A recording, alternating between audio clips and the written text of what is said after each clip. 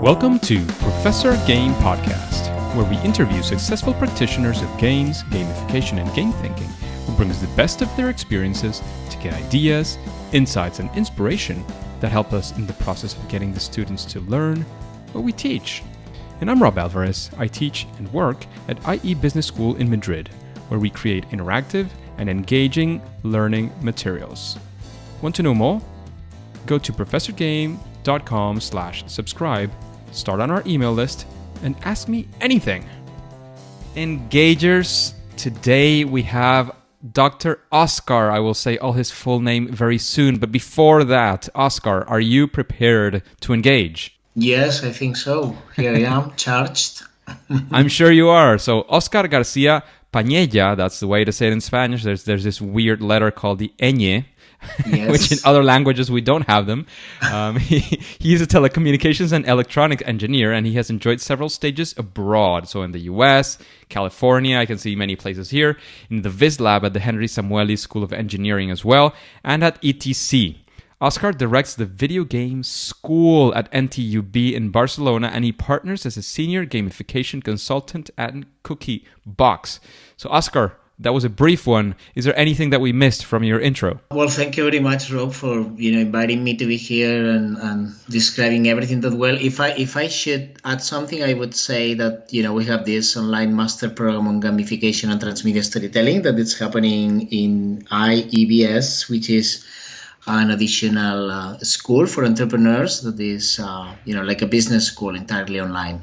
Fantastic. That's absolutely fantastic. It's funny because there's some people who have asked me about your program, and they say, no, that's in the school you work in. I said, no, I work at IE. That one is IEBS.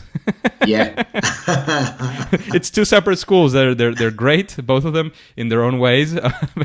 It's a different school. That's great. Yeah. Absolutely. It can be confusing sometimes. No, and of course, I mean, at IE there is a business school, so that would be IE Business School, so kind of BS as well. So it's like, which is which? Yeah. I've had that episode many times before, so that's great. So Oscar, we would like to get to know you a little bit more, a little bit kind of personal, but not too personal if you don't want to. We want to know, what does a regular day with Oscar look like? Like, I don't know, what do you do in a normal day, in a regular day, or there's no regular day, a regular week? What does it look like to teach in all these video games and gamification places and to have this consultancy in gamification called Cookie Box? Well, I think that it's super diverse. I mean, there's a lot happening. I don't have 2 weeks that look like the same. So, not even a couple of days. I mean, if I had to say something, for instance, Thursdays are more or less similar right now because I'm basically like teaching in the morning, teaching in the evening, and then something happens in between, which is, of course, different every week. But if I look at the rest of the days, it's clearly different. So, in terms of managing my agenda, I'm very happy that I have some kids and family and everything, because then, I learn a lot of logistics with them, and I can sort of apply it to my professional life because there's a lot happening. I think that I'm fortunate because normally there are, 3, 4, 5 beautiful things that happen, in one of my days. Of course, today, we have this beautiful thing that is happening now, which is that you're interviewing me. Thank you very much for the interest and everything. I think that, sometimes it's online, sometimes it's presential, it's always experiential. And of course, if I'm a Cookie Box, we are like designing solutions there, and everything is quite connected because, you are sort of co-creating solutions with people in the company.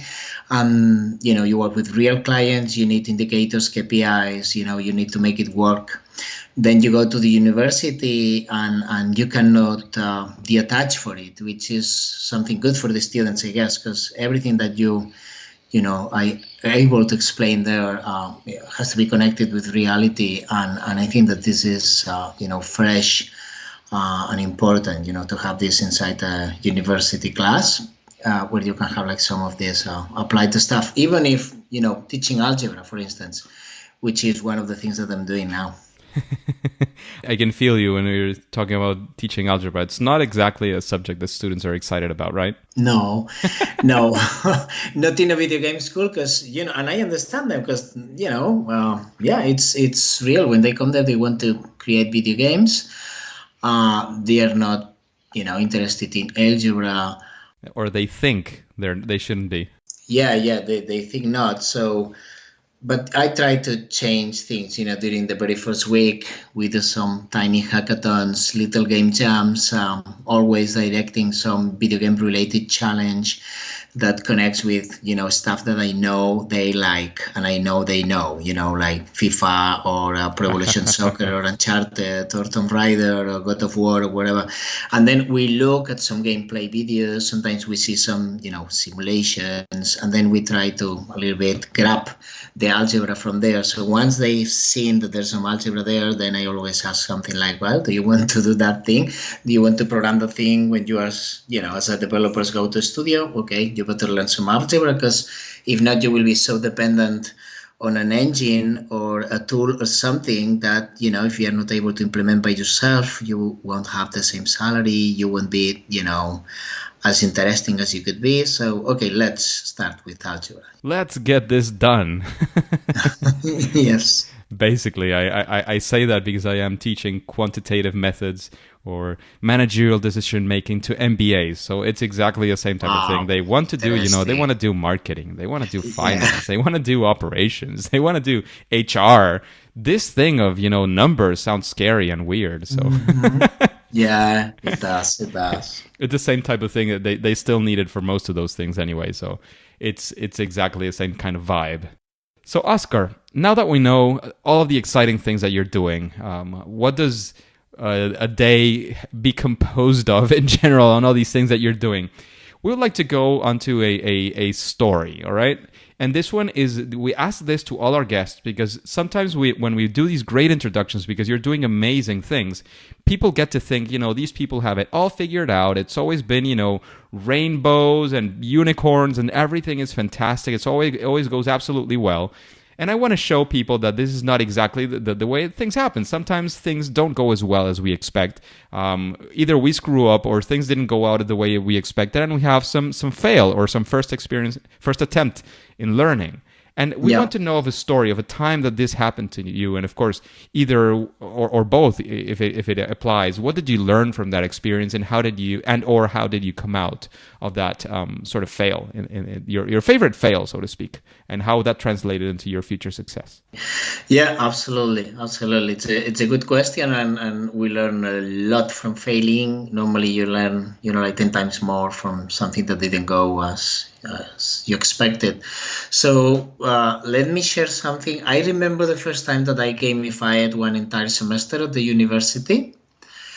So I was teaching my third year students of engineering there.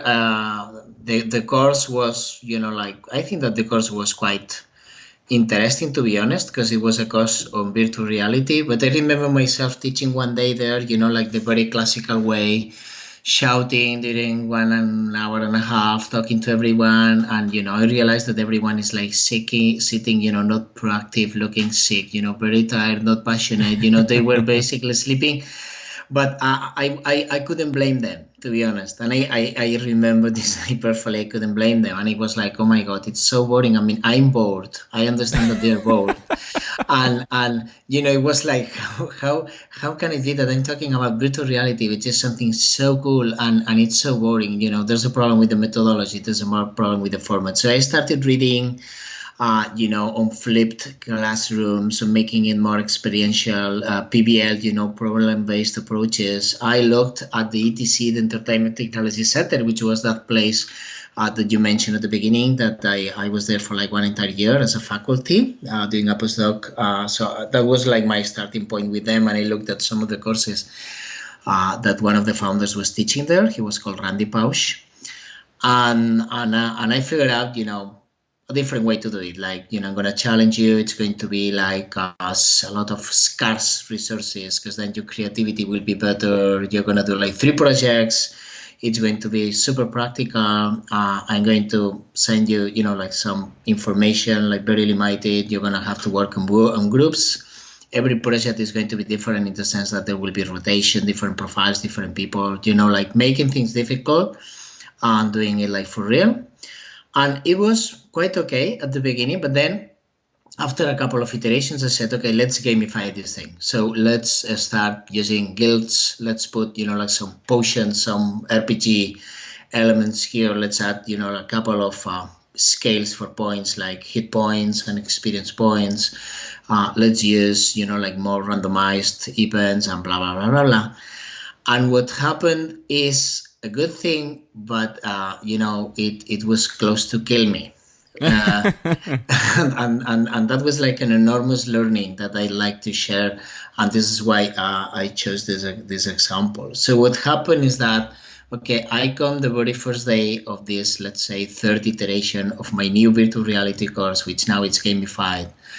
I'm bringing all this information, which looks like, Lord of the Rings, Hobbit, medieval style, with my pictures and with my, initial lecture on the rules of the game, and everything was quite narrative, to be honest, not really techy, quite narrative.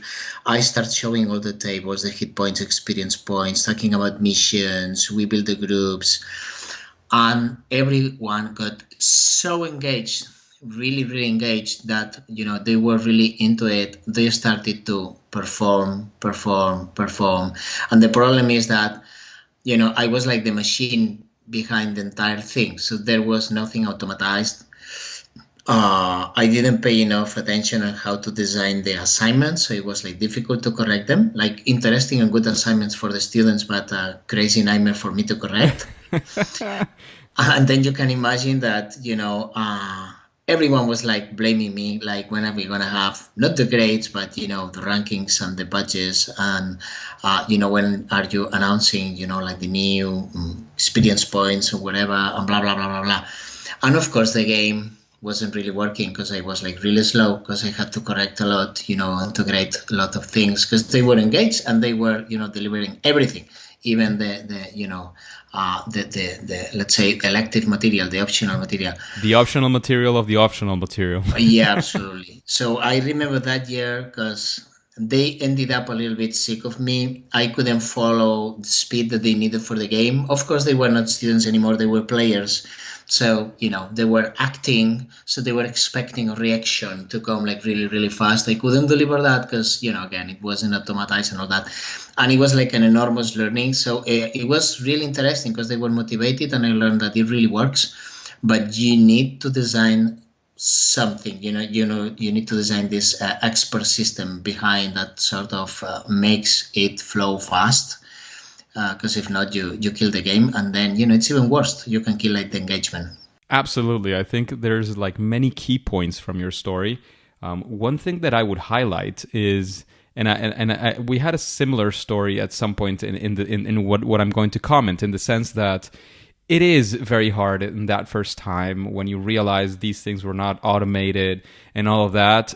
But I think it was a great iteration to do it that way, because imagine you had built a completely, I don't know, an amazing and complex system. You had spent all that time to create the system, and you had the opposite reaction. You had a great system that was completely automated, but nobody was interacting with it.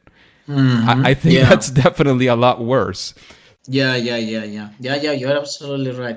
There's a lot to be said about those sort of kind of paper prototypes and understanding how that works. And given that you have students every year or every semester, you can go and start doing all those iterations. Of course, at the moment you feel the world is ending, and then you end the semester and you say, well, the world did not end. I'm going to try this again.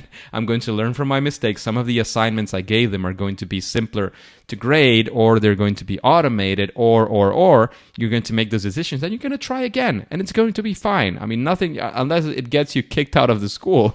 Oh, yeah, of course. Very, very rarely the case. It's going to be fine, and I think it's great. Yeah, I think so. I mean, that thing that you said about it's really rare that you have problems at the school. I mean, I absolutely agree with that, because I mean, if you're in a place where they sort of put enough attention to the way that everyone is teaching and delivering the lessons and everything, then it's going to be fine, because they understand perfectly that you're researching. And in fact, that thing sort of saved me, because then I got some resources. I could convince, some of the people there, like, to give me, the opportunity to do it again. and to have, like some additional resources. So I got an intern that could help me out during the next year. Besides that, we did a better job with, let's say, all the engineering behind the assignments, and it wasn't perfect, but it was better, so we were like learning. And I got a couple of additional things that I really believe that are important. One is, simplify. You don't need the most complicated game in the world, to engage people inside a class if you're doing gamification for education in this case, because, the normal thing is to have basically 0. So you don't need to go from 0 to 100 in, like 1 week. So it can be less, and it works because at the end of the day, we're human beings, and we get engaged, which is the other learning that I got, that was that it can be a fully analog experience. So you don't really need to do a lot of digitality when designing these things. It can be super analog, and it's fine. I mean, you can be, let's say, in between the most digital people of the world. That was my case with the 30 years of engineering, but at the same time was designing like analog activities, and it was super fun. And that was the other thing I wanted to comment on. I mean, it's not necessarily a super technological solution, and as Oscar is mentioning, it worked phenomenally with improvements. There were things that could be done better because he was able to automate them later. But it is really, really possible. Don't think of zeros and ones, which is what scares many teachers and professors when you think of gamification. There are many things that you could do with pen and paper and just framing things slightly different and giving a theme and doing some of the things that Oscar is going to continue talking about in this interview. And in that same sense, Oscar, we talked about a fail moment. Can you talk us about one of those projects that you say, well, this is a proud project, something I always like to use to show off or to see some of the things, like a big result that you got? Is there a project, and can you run us quickly through how did that project come to life and what were the results? Yeah, there's this. So I was initially speaking about something that happened at the university some years ago. And right now I'm going to jump to Cookiebox. 3-4 years ago, we got this huge project that we were not aware enough at the beginning of the size. We were supposed to teach train drivers. We were supposed to teach train drivers on safety, security issues besides corporate values, soft skills, and different things. So the fact is that we have this very talented client. They have been building simulators for a long time. They're present in, I don't know, more than 80 countries or something. Every time they sell a simulator is going to be 2-3 million worth. So we are talking about huge, video game style virtual reality stuff where you can basically practice driving anything. And they've realized that, okay, they have put a lot of effort on how to train hard skills, but there's nothing to train soft skills. So how am I supposed to make people train, like situations that are more, let's say, endorsed or connected to, what happens when there's more people with me and I have to negotiate working group, if I'm doubting, if I'm not creative enough, if I have this weird situation that I have to face for the first time, it was like super interesting. They saw that they needed some sort of gamified educational, training solution that was completely different from a simulator and that had to go aligned with it. So we start co-creating with the client. It takes us, like 2-3 months, a lot of reunions. And at the end, we sort of start to see the light. And then it took us like 1.5 years to build this thing called Track to Safety. So Track to Safety, which is not, I mean, it's not ours, it's not a product, let's say, that is being released by Cookiebox, because we did it for another client who is, the people behind the simulators, and they are commercializing it. But we are so proud of this thing because it was so difficult. It started with nothing, basically one illusion, something that was in the mind of this CEO of this client company.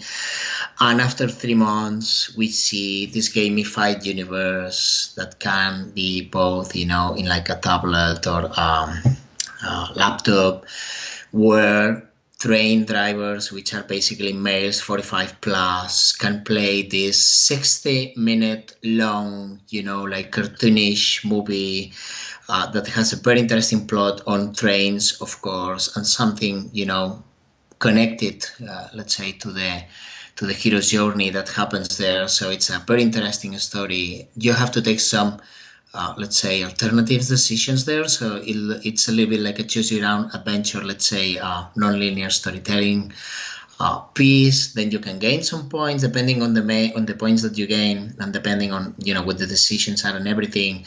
You unlock mini games. All these mini games, there's this mechanic, PvP mechanic, where I can combat with another train driver, and everything is so aligned with all the content. I mean, the content was everywhere. The content on safety was inside the movie, the scripting, the mini games. Besides the mini games, we built a complete set of missions that could be accomplished by looking at the material, let's say the educational material that would come with the course. And then we had, this auto-moderated social area where seniors could train juniors on all this stuff. So everything generates points. Yeah, well, maybe a little bit of pain, a little bit, but only a little bit. So the cool thing is, I have the mini games, I have the movie. The movie is chopped in pieces. It's like a Netflix style movie on, cartoonish movie on trains. I can do the missions. I have the social area where I can sort of act as a savvy. I can help the juniors. I can talk about trains, which is what I love, because train drivers, one of the things that we got to know is that they have this job because they really, really, really love trains, and they love to collect everything related with trains. Sometimes they feel frustrated because they don't have people like to share these stories with. So they need people of their discipline, like to mess a little bit with and to talk about that. We also built more than 150 different badges because they are strong collectors. People that love trains, they love to collect. So we did a lot of badges. And if you would look at everything, of course, like the PBL, the rankings, everything, it was like a complete piece with a ton of generated material, very beautiful infographics. The movie, everything. It was like crazy when you would look at the end at this thing. And something happening when we were playtesting. We started the project by co-creating with the client besides doing some market research. So we did some market research on train drivers from different countries to see what the common points were in terms of motivation. And then at the end, we did some playtesting. So I remember that day, 8 train drivers, they come, they're going to spend 8 hours playing with us. They were a little bit reluctant, they were like, what's that thing? And I still remember that man. He was like upset at the beginning because we wanted to record them, for doing like some UX research and analysis. They had to sign these papers where they had to say, okay, you can record me, blah, blah, blah. He was so upset. He was feeling not comfortable. It was like, I don't like to play. You are not recording me. I still remember he saying, if you record me, I know that I will be in YouTube within 1 week, or something like that. And after, so I remember that we said, okay, you don't have to sign the papers, but you're here so you can play. I mean, you can play. Let us know, what works, what doesn't work. You're going to have like a list of challenges. It's a task-based protocol. So, you have to try to overcome them, and we would love to listen to your feedback and everything. So he stayed there, he played. And at the end of the day, this man, I remember he was like big, like army style male, big man, that he was like upset and not signing at the beginning of the day. Okay, he ends up crying. He comes to the team and he said something like, thank you very much for the opportunity to come here today. Because it's like the first time that I see, that much empathy on something to what I've been doing for 25, years, which is driving a train. So thank you very much, because now I understand that you've designed something that, again, it's not perfect and it needs some polishing, of course, but it's done for me. There you go. Thank you very much. Beautiful example. It was very difficult also. There you go. That sounds amazing. And again, engagers, I think I've said this not too many times, but you can go back and listen to each and every one of the details that Oscar is talking about in this one.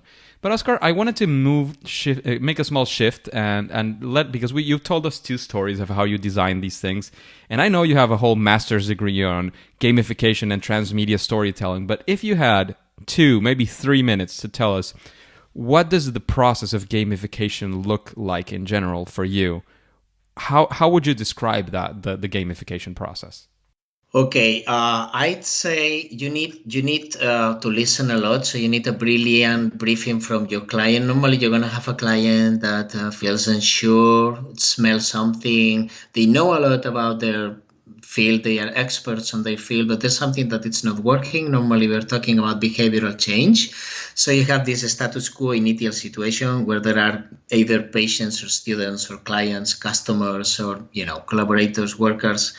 That there's something that they are not doing, that your client feels that they should do, and at the same time would be good for them, and blah blah blah. So okay, we need some behavioral change. So we start by talking to the client, getting a nice briefing, normally co-creation. So in Cookiebox, everything is co-created. We have our own tools. We use some canvases and some cards. So we sort of force the client to give us like some information. This information, it's a little bit of, what the problem is, general objectives. Let's gonna, land these general objectives into specific ones. Now, can we sort of list the KPIs and indicators? Can we sort of see where to measure? Imagine that the thing is already developed. How would we know that it's working or not in order to change it in real time if needed? Then, which ones are the behaviors that you're expecting, for the people to take? And maybe you can teach something to them. Maybe they need to gain some abilities, and maybe some of the reasons why they are not behavior as you like, are connected to the fact that they need to learn something that they don't know. What else? Tell us about the target group, or the targets groups, that you have. Let's talk about empathy maps. Let's talk about user persona. Let's talk about, motivators, of course. And let's see if we can do some balancing of the narrative, some balancing of the storytelling. So let's work a little bit on the story that these people needs to listen to, because sometimes it's not the perfect story, the one that you're telling them, and maybe they're hating it or something, and then it's not really working. And then the platform a little bit to analyze what the platforms should be. So talking a little bit about the transmedia plan that we say. So it could be comic, it could be movie, board game, card game, it could be social media, it could be an app, it could be virtual reality. So let's talk a little bit about that, and then resources and restrictions. So what with all this information, like resources, restrictions, platform, target, narrative, behaviors that you expect, abilities that they should gain, objectives, blah, blah, blah. We have like all this analysis phase that sort of allows us to synthesize a solution. That sounds absolutely great. And you actually hit the mark of the 3 minutes. So congratulations on that as well, Oscar. Thanks. I'm an achiever, Absolutely, absolutely. Just a quick break before we continue with this episode. If you've been enjoying this podcast, I would really appreciate if you share it with your friends and family and on social media. On Twitter and Instagram, it's @RobAlvarezB and the hashtag ProfessorGame, all one word. And in Facebook, you can find the Professor Game page. Thanks in advance for your engagement. So Oscar, now we're going into this section in which we have all these other different questions. We were into the processes, we went into stories. Now we're going to ask you like sort of straightforward questions. And the first one is, if you could name something that you can name like a best practice or that kind of thing that you say, well, if you're going to use gamification or serious games, what would be one thing that you would say, well, if you think about this, or if you use this strategy, or if you do these kinds of things, your gamification project is almost certainly going to be better? I'd say a couple of things. The first thing is customize your solution. Customize, because if not, I don't really think that it's going to work. I mean, you need to customize it at least a bit. I know that we don't have all the time of the world and all the resources, and all the money. And sometimes we don't have all the equipment or the information or the team. And sometimes you cannot do something from scratch. Of course, it would be like creating a Ferrari, right? If talking about cars, okay, we understand that, but you can have like some, let's say, predefined blocks that you more or less know how to connect, and then you can polish a bit, so you have something hybrid. So I think that it has to be customized to the audience that you have, and it has to be customized in all the access. So attend your audience, and then take a look at the narrative vectors, take a look at the psychology for this audience, which means, what motivates these people. Let's take a look at the digital competence that they have or that they don't have, and then we'll decide on the platform, and of course the art, the aesthetics, because it has to be completely different depending on, if I'm 8 or if I'm 38. I'd say these two, like customize. Besides, take a good look at your audience. And if you do that, you might save a lot of money and it might work. It might even work if you do it actually for the people you're designing it for. That's a great recommendation. Customization, especially thinking about who you're designing for. I think that's absolutely brilliant. Yeah, because you know that there's a lot of ego. In video games there's a lot of ego, and sometimes one of these production. I'm saying video games because it's like the typical example. We have many examples of video games that have crashed because they were not designing for the people; they were designing for themselves. So we need to learn a little bit from that. So talking about games, video games, and that kind of jazz, what would you say is your favorite video game or favorite game in general? Oof, that one is super difficult, very difficult. Oh my God. I always enjoy the start, the intro that all the guests give when I make this question, because most of us at least, are very, very interested in games in general. Yeah. It's like a big headache that you love, of course, because it's something beautiful to think about. I would say one different game for every platform that they've been playing with, and it would be difficult. But you have to choose one. Okay, if I have to choose one, I would take one graphical adventure, like this point-and-click adventures that we used to play during the late 80s and especially during the 90s that would come from Sierra or from LucasArts especially. And I had a great time playing one very rare, it wasn't that known. It would come from this French company called Delphine Software, and they had this game called Operation Stealth. Wow. Operation Stealth was, let's say, a James Bond point-adventure, point-click adventure game without mentioning James Bond, because I know now that they couldn't get the rights, so they had to use another game, another name, and it was called John Claims. Wow. Well, I've never heard of that game. I think I'm going to look it up in Steam. Yeah, beautiful. I had a really, really nice time. And I like it because, it was from a rare company. It wasn't that well known. You were into indies already.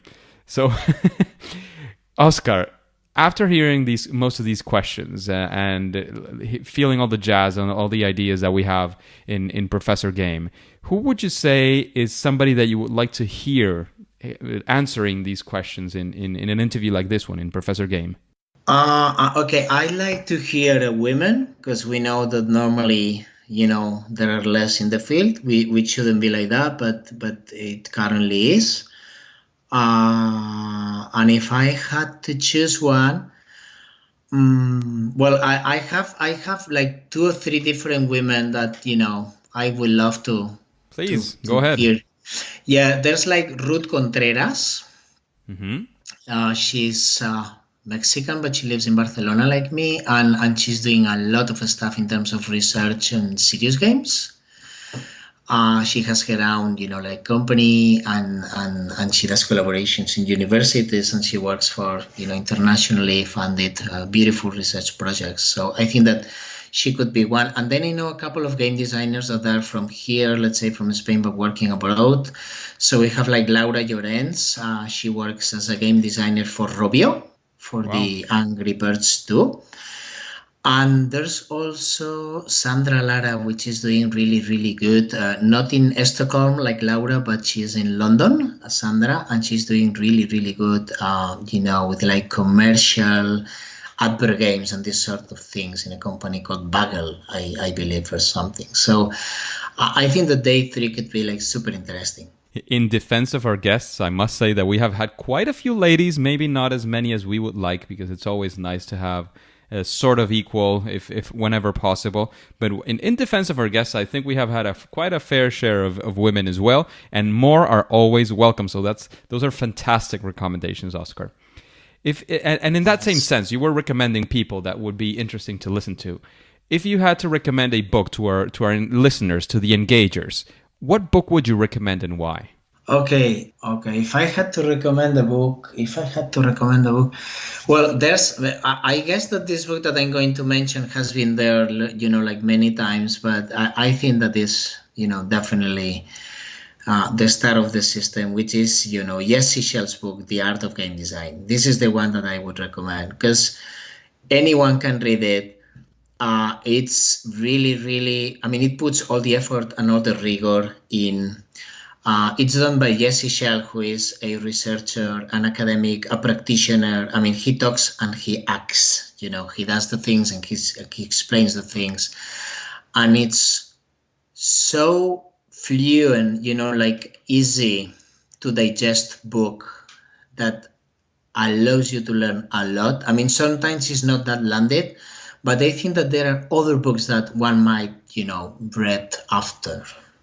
Yes. So I would start with this one. And of course, he has his cards, the cards that come with the book, or you can download them for free in your mobile phone if you wish, which are these AGD cards, Art of Game Design cards, which are like more than 100 advices, in the form of questions, really, really, really brilliant stuff. The Book of Lenses, absolutely. That's certainly been mentioned, but we can't stress enough the importance of a book like this one for game design and for gamification design as well. So now it's bragging time, Oscar. What would you say is your sweet spot when designing gamification, or your superpower? My superpower, I don't know. If I had to mention what superpower, it's difficult. More times, like easier to find when you don't do that well, But well, I think that I can be quite good when it comes to strategy. So like holistic view, global view. If I have to imagine the entire project, like looking at it from 10 kilometers distance, and then sort of I start to see like all this diagram that flows and start to draw by itself, and then you see the connections of the boxes and everything. That sort of initial idea of the diagram that it's going to be like the entire gamified system, that thing, I'm not that bad on it, I would say. C'est pas mal, como le français. Eso. Not too bad. Not too bad. So, Oscar, we have some sort of integration of gamification into podcasting, which is something that is not very common. And the way that we integrate it is we get questions from our audience. I have to filter some of them because sometimes people, they make a mistake and they write there something that was not a question, or they just make a comment and thank the guests or the program in general. And I filter those questions, and then I pick a random question randomly during the show live, and I give that question to you. And I've been explaining all this because all this time I've spent it finding the question that will be asked. And here it is. Yeah. This question was done by Vasil or Vasil. I'm not sure how to pronounce your name, and I apologize in advance. This was a person I even exchanged some emails with in our because I try to answer every email that we get. So the question is, do you have any advice for a UX, so a user experience designer, who wants to transition to gamification? Yes. I've met a couple of people during the past 3 months that have done this. It depends on where you come from. So I know some people that has gone from game design to UX, or from UX to game design, which is different. But what I would say is, first, there's a lot of similar stuff. The thinking that you have to have, is like so connected that congratulations, because I think that this is something that is going to sum up and very fluently. Secondly, I'd say, okay, if you know UX, do some training on game design. If you know game design, do some training on UX, and of course some reading, because there are like some books out there that sort of connect both things. So if I'm not wrong, there's this book that I'm going to Google while I'm saying it, just to be sure. But I think that to make sure that we're getting the right one. Yeah, Swipe This. Yeah, this one, Swipe This, from Scott Rogers. it's like the guide to great touchscreen game design. So yes, it's directed to touchscreens, so to tablets and smartphones and so. But the good thing about this book is that, it's one of the beautiful examples that I've seen that connect both worlds. So UX gets connected to game design, and then, it allows you to understand, like a lot of the transitions there. So yeah, I would recommend this book, like Swipe This, for instance. So that there would be some of these readings. I completely agree that these are two very related worlds. Is there any quick fire advice for the career transition in itself? Somebody, as you mentioned, you met a few people. What would be like that thing? Like, I've been reading these things. Is there anything I should do? Should I call someone? Should I intern for some gamification company? Should I go to you and try to see what you're doing? What would be like the first thing that you would say they could do if they're in this transition? Yeah, I mean, I would go to, let's say, the others discipline events. I would start to go to the others discipline events. So if I'm the UX, expert, okay, I'd start to go to gaming events and game design related meetups and all that stuff, to meet people and to start to, to understand, to listen to these, words that they use and to learn more. If I come from the game design side, okay, I would start, getting in touch with UX people. So that would be for me a definitive, advice, like go to the other side, events, and it's going to be complicated at the beginning, but it's exponential. It's going to be easier. Absolutely. So if you're probably into UX, you're probably going to UX places. Go also to game design. Go to gamification. Go to Gamification Europe if you're in Europe. Go to, I don't know, we were last year in Chicago. It was in the US, and gamification and GameCon. There's many things going on all around the world. There's many events in game design. There's many events. There's more and more events coming up in gamification. So definitely go to those places, meet those people, listen to what they say, and do those things. And I've heard before, if you want to do. So if you want to be a gamification designer and you're in the UX, start going to these places, start understanding all these people, and of course do all the research, because that's very, very important. So thank you very much for this interview, Oscar. It's been a pleasure. It's been very, very interesting. There's been a lot of insights that you've given to our engagers. I can't thank you enough for your time. And of course, before we close this up, I want to go into the plug zone. So let us know where we can find you if we want to know more about that degree in video game design, or that degree in gamification design, or about Cookiebox, or anything else you wanna let us know about. Tell us about now, and if you have also any final piece of advice, it's your time. Mm-hmm. Sure. Thank you very much, Rolf, for bringing me here. It's been like really, really fun. So what I would say. Well, I mean, if you find my LinkedIn, you go to LinkedIn and just say like my account, there's like some information there on the websites and everything. Cookiebox is like easy to locate. We have our website, which is cookiebox.es, and it's in Spanish and in English. There's like an area there with some of the work that we've done, and we are sharing on a blog and everything. If you want to see stuff related to the university, we have this page, which is enti.cat. It's also in Spanish, and there, everyone can see there's 7 different degrees that they talked about, like related to presential video game and serious game studies. And if you're interested in the masters, and it's important to say that it is taught in Spanish, you can go to IEBS. Basically, if you Google something like Gamification Master IEBS, it's going to be there. But please don't hesitate to send me an email, if you are interested in anything, and you'll find it, in the social media. So thank you very much. Thank you very much. Needless to say, you can find all of these links if you go to professorgame.com. You type in Oscar, you're going to find this episode, and you're going to get the links to all of the things that he's been mentioning throughout this episode. So Oscar, thank you very much for being here today, for being with the engagers, giving all of this advice, all of that experience that you bring in. Thank you for all of that. But now it's time to say that for now, it's game over. Hey engagers, thank you for listening to Professor Game Podcast, and I hope you enjoyed this interview with Oscar.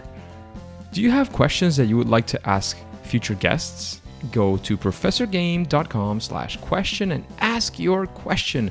If it's selected, it will come up in a future episode and you will get your answer. And before you go on to your next mission, would you like to know how does Chuck implement gamification within Amazon? Then all you have to do is subscribe using your favorite podcast app and listen to the next episode of Professor Game. See you there.